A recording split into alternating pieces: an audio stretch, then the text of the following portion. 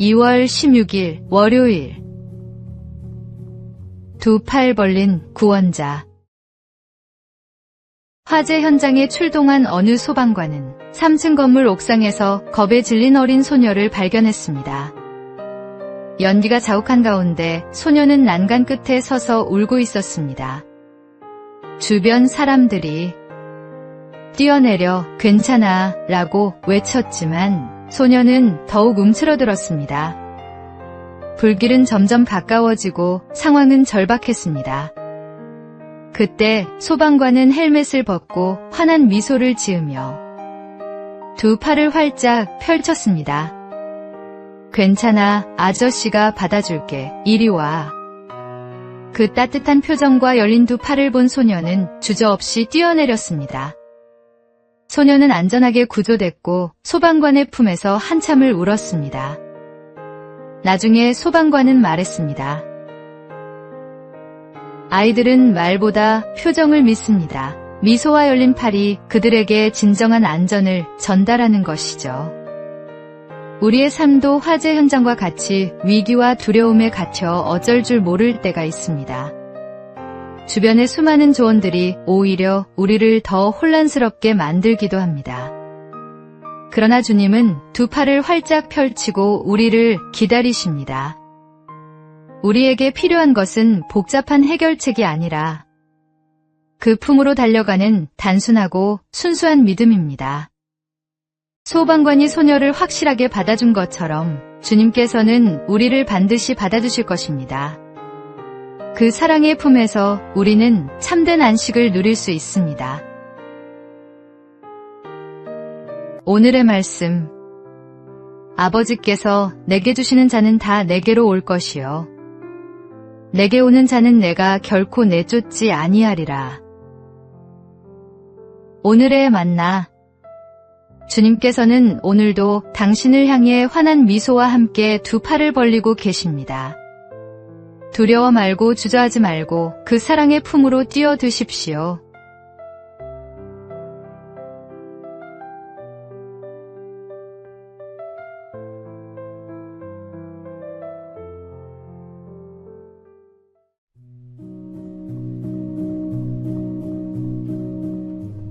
(2월 17일) 화요일. 영원한 청춘의 비결. 설을 지내고 우리는 한 살을 더 먹습니다. 이렇게 해가 지날수록 쌓이는 나이에는 5가지 종류가 있다고 합니다. 첫째는 달력의 나이입니다. 달력이 넘어간 수대로 먹는 나이입니다. 둘째는 생물학적 나이입니다.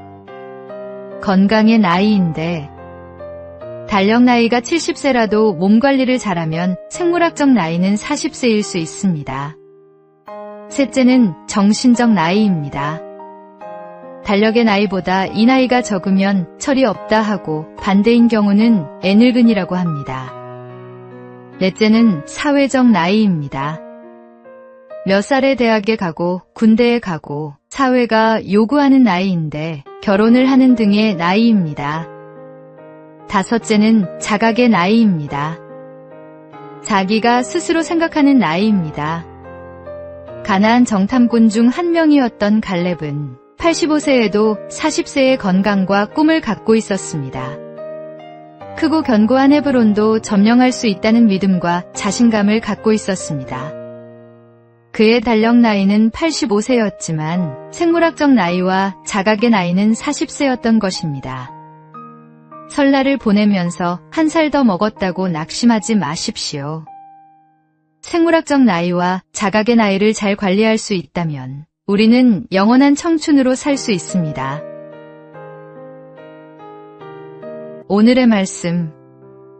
믿음은 바라는 것들의 실상이요 보이지 않는 것들의 증거니.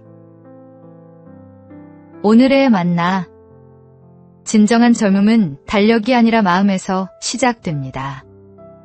하나님을 향한 믿음과 소망이 있다면 우리는 언제나 젊은 영혼으로 살아갈 수 있습니다.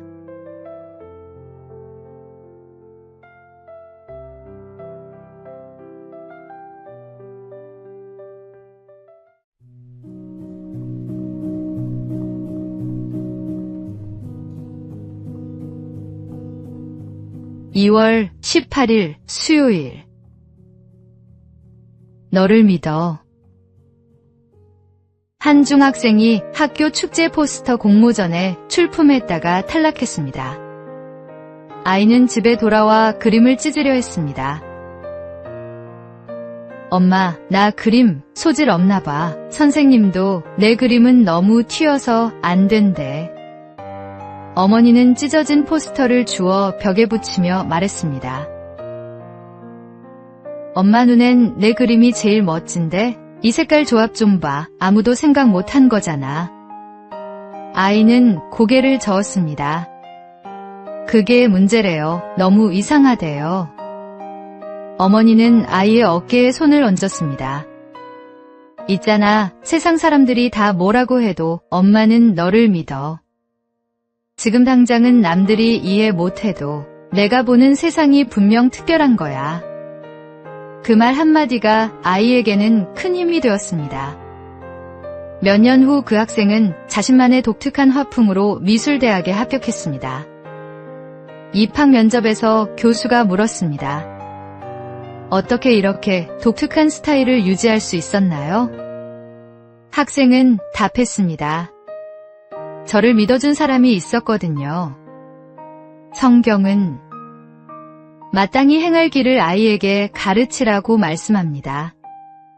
그 길은 세상이 정해놓은 기준만을 따르는 길이 아니라 하나님 안에서 각 사람에게 맡기신 고유한 길일지도 모릅니다. 오늘의 말씀.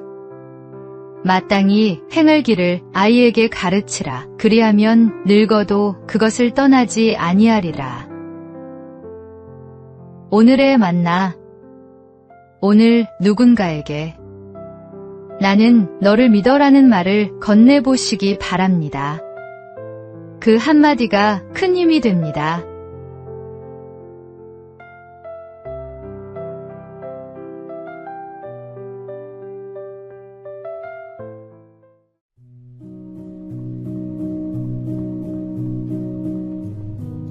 (2월 19일) 목요일.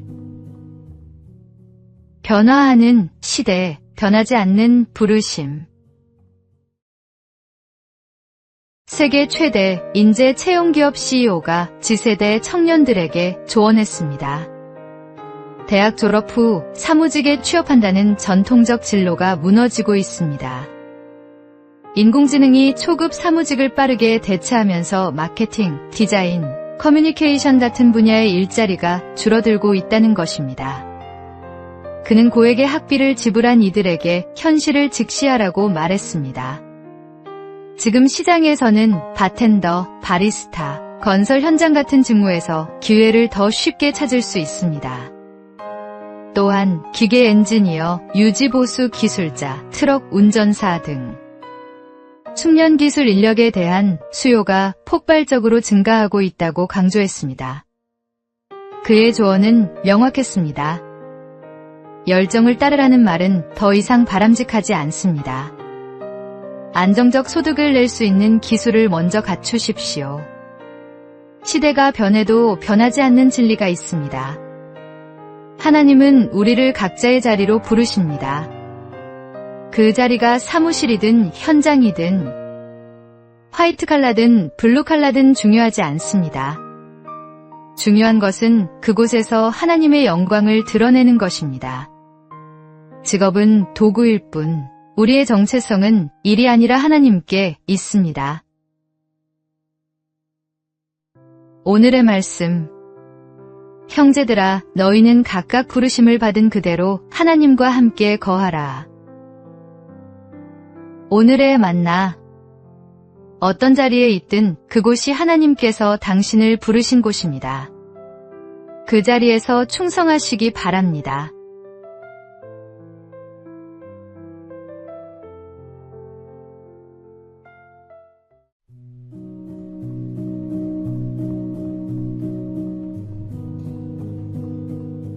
(2월 20일) 금요일.